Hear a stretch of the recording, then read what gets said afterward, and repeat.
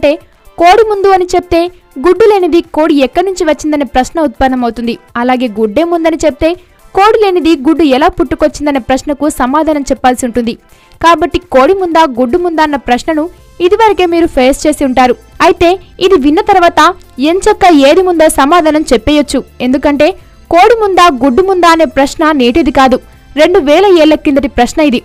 ఈ ప్రశ్నకు సరైన సమాధానాన్ని వెతుక్కుంటూ వస్తున్న మన శాస్త్రవేత్తలు ఫైనల్ గా ఒక నిర్ణయానికి వచ్చేశారు. ఇక మీదట ఎక్కడైనా ఈ ప్రశ్న ఉత్పన్నమైతే టక్కున సమాధానం చెప్పే విధంగా వాళ్ళు ఒక ఆన్సర్ ను కనుగొనడం జరిగింది.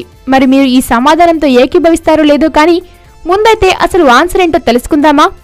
కోడి ముందా గుడ్డు ముందా అనే ప్రశ్నకు క్వీన్స్లాండ్ విశ్వవిద్యాలయం నీల్ ఇన్స్టిట్యూట్ కి చెందిన భౌతిక శాస్త్రవేత్తలు సమాధానాన్ని కనిపెట్టినట్లు ప్రకటించారు.